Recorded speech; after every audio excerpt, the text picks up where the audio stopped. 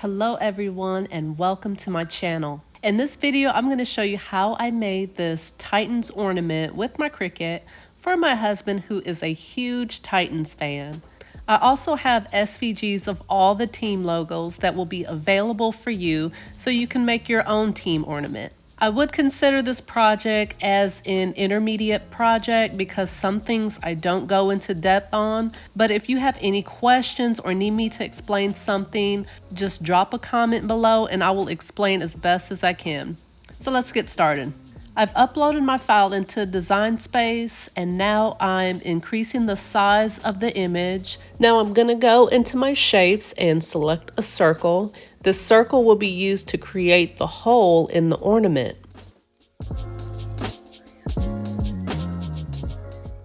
So here I'm just changing the color so I can see it better. So now I'm going to determine where I want the hole to be. Just make sure you leave some space at the top. Don't forget to ungroup the image because now I'm going to be working with one layer at a time.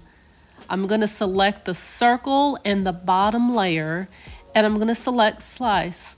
This is going to split the two images and slice the circle out from the bottom layer. Since the circle is overlapping two layers, the navy blue and the lighter blue, I'm going to do the same thing to the lighter blue layer. Select the circle and the lighter blue at the same time, then select slice. So now I'm putting my image back together, and once I have all the final pieces together, we can go ahead and remove those pieces that were left over from slicing. To make this ornament, I used basswood for the bottom layer, which is the darker blue layer. Then I went back and cut all my layers on HTV vinyl, including the darker blue that I'm cutting out on basswood. So since the basswood is pretty thin, I'm actually going to cut this bottom layer twice and glue them together to make the ornament a little more sturdy. So here I'm just doing a simple copy and paste for the bottom layer. And now I'm ready to cut, starting with the bottom layer, which will be cut on the basswood. Line your images up on the mat, and here is the basswood settings I'm using. I'm using this holographic HTV vinyl. You can choose any kind of HTV, or you can use regular vinyl. It doesn't have to be HTV.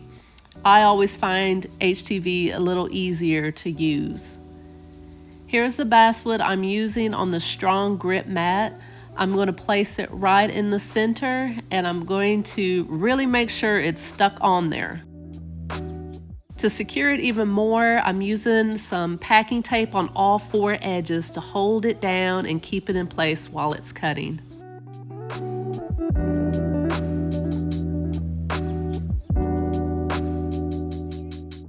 Here's the knife blade I'm using for the basswood, and make sure the star wheels are pushed all the way to the side.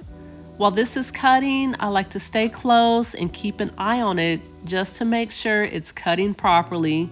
You'll see me a few times checking everything out and brushing away any debris I see so it doesn't affect the cutting in any way.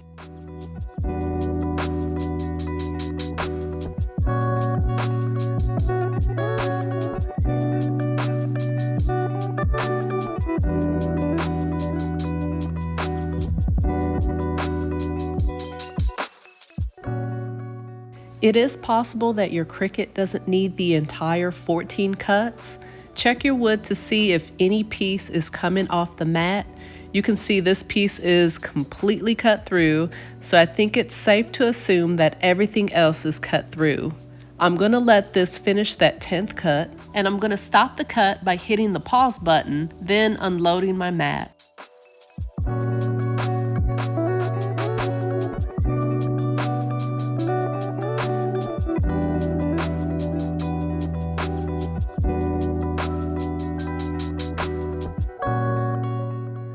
Now I'm switching back to my fine point blade, and now I'm cutting every layer on the holographic vinyl. Make sure you use the correct mat. Usually for vinyl, you'd use the standard grip mat, but I'm using my strong grip mat because it isn't as sticky as it used to be.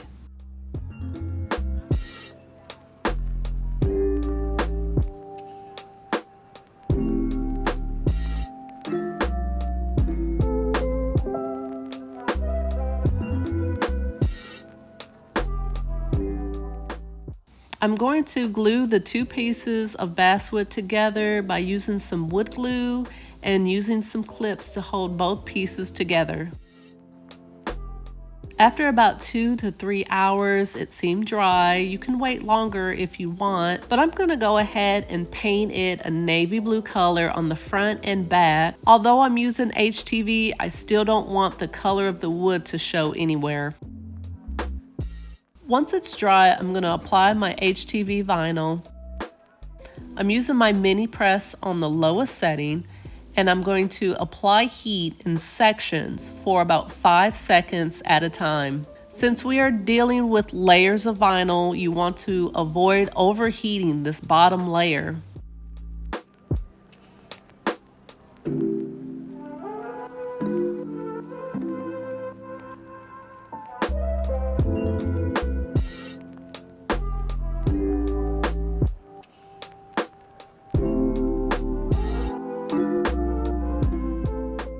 Now I'm going to line up each layer and apply heat to each section, 5-second intervals.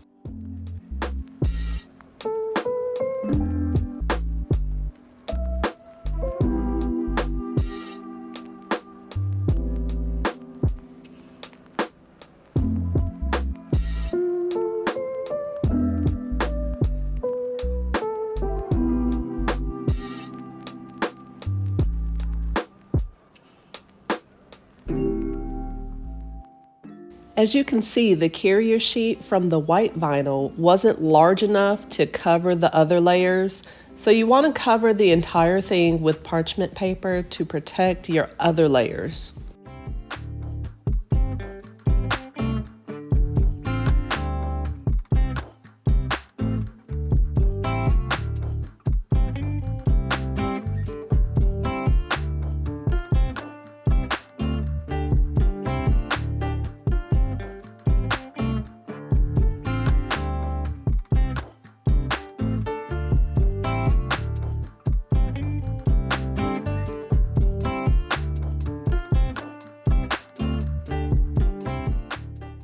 The red was the most difficult layer. I had to hold parts of it down while removing the carrier sheet, but that's okay because I'm going to give this whole thing one more pass with the iron using my parchment paper.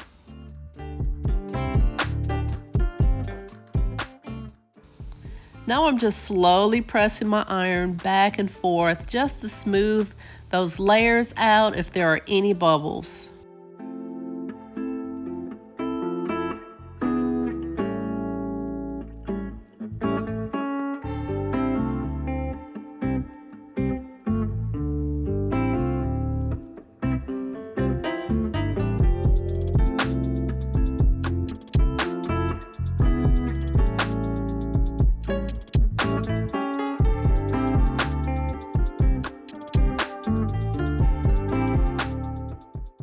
If you like this video, please give it a thumbs up and hit that subscribe button for more crafting videos.